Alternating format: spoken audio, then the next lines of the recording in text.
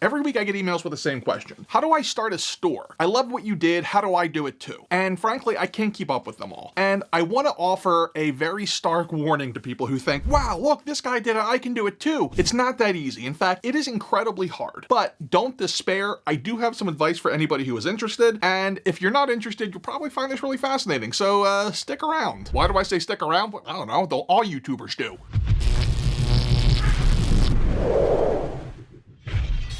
What is up, everybody? Welcome back to the channel. My name is Matt, often called Big Nerdy. Together, we are the NWO, the Nerd World Order, and this is Nerdzoic.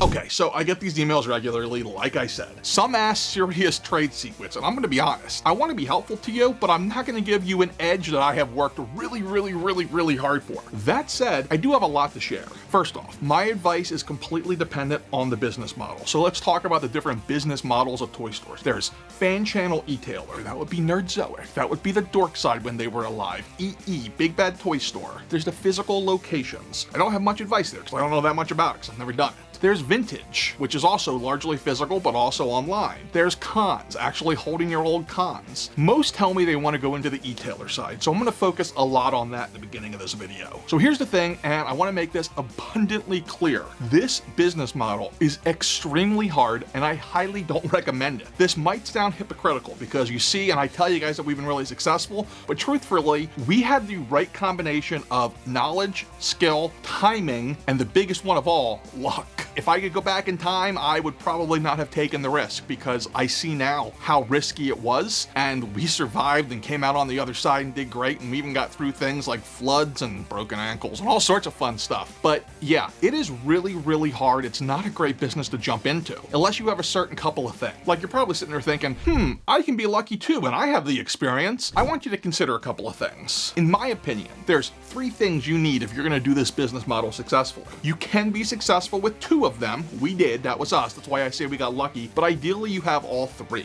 And they are as follows. Money, like a lot of money. 2 is experience, and it needs to be very general but very specific, which I know makes no sense, but let me explain. Logistics, business, operations, leadership, customer service, marketing, training, all of these things come together to run a business. I have done most of this stuff my entire life. I ran restaurants, I've told you guys before, that was kind of my thing. I did a lot of warehousing, so I have experience on that end. So I know a lot of this. So that's the second thing, one we had. The third thing we also had, and that is some sort of a big following. If you're just starting out and you don't have, like, I don't know, any sort of social media following, how are you gonna get people to come to you? If you build a store on a random website, they're not just gonna find you. It is really hard. I know, we would not have been successful if it wasn't for YouTube. And even though I didn't put this in those 3, the other thing you need is you need to have some kind of partner. This is not a one-person business. You need to have either a spouse, a best friend, somebody, because I could have never done this without Anna. It wouldn't have happened, period.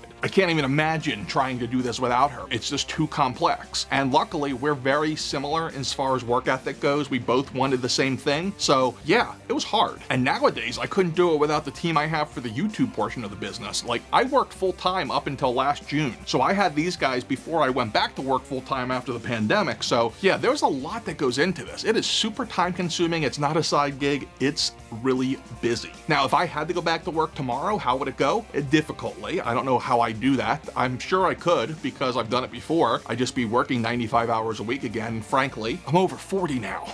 I don't think I can do that for more than like a month or 2 at a time. Another thing to consider that's, again, not part of those 3, I just kind of feel like it's common sense, is you gotta know the product itself really well. I feel like that goes without saying, because unless you know it well, you're gonna fail. Because you're gonna go in and be like, oh, look at that Zordy Bliss. Let me order 10,000 of them. She looks cool. Yeah, that'd go badly. In fact, I talked to some of my sales reps who deal with a lot of people who don't know toys, but they try to buy this stuff because they see the high aftermarket prices on eBay and Amazon, and then they get mad when they all go down because they just don't understand the product. Don't be one of those people. But here's the problems with this business model. 1, product availability. It's really hard to source. 2, product timing. If you're not early, you're late. If you're not on time, you're screwed. You're often forced to buy crap sight unseen. Allocation's an issue where you order 30 cases and they say, yeah, you get 25. Big volume is needed to make a living. Like, there is fierce competition. You can't just do this by selling a couple of figures. You need a big volume. A lot of people are like, hey, how does this work with such bad margins? Well, volume.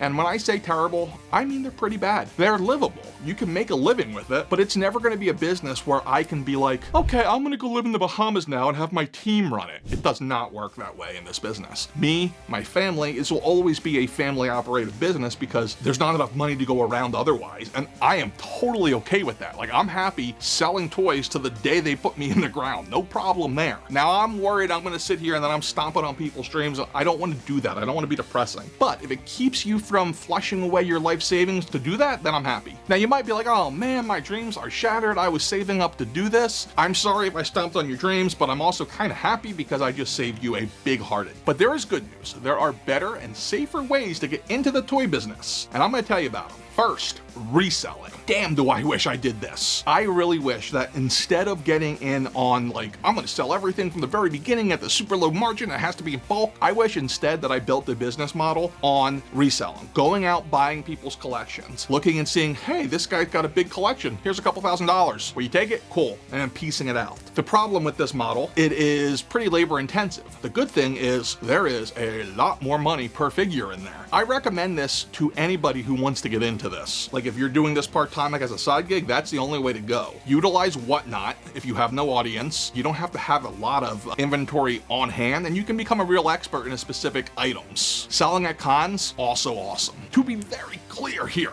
very clear, I'm not saying to scalp. I'm not saying go out and say, oh look, it's the new Target exclusive Boba Fett. I'm gonna buy them all and then sell them for $100 a piece. There's a word for that, and I can't say it on this family-friendly program. Going back and selling things that are from years ago that nobody else has because the market's dried up and selling those, sell them for market value. Nothing wrong with that, that's fine. But doing it for new stuff, kinda crappy. Second idea for you, get into customs and supplies. So there's an old analogy of like, hey, the California gold rush where everyone went out to California to dig for gold and very few people did well. You know who made the money though? Like, supposedly, this is like an old wives' tale. The guy selling the shovels and the shifters. So like, I always think about that. Like, what kind of money is there in selling supplies? And when I say supplies, I don't just mean like selling like card sleeves if you're into cards. I'm saying like sell custom dios if that's your thing. Sell 3D printed accessories and add-ons. Reproduction parts as long as they're advertised as reproduction parts. Sell display options. There's so many cool examples of this. Landspeeder Luke, who's another awesome YouTube channel, he sells his stuff on Etsy. I see it all the time and I'm like, damn, that guy's good. There's a guy on eBay who makes and sells ship displays. So basically they are polyurethane,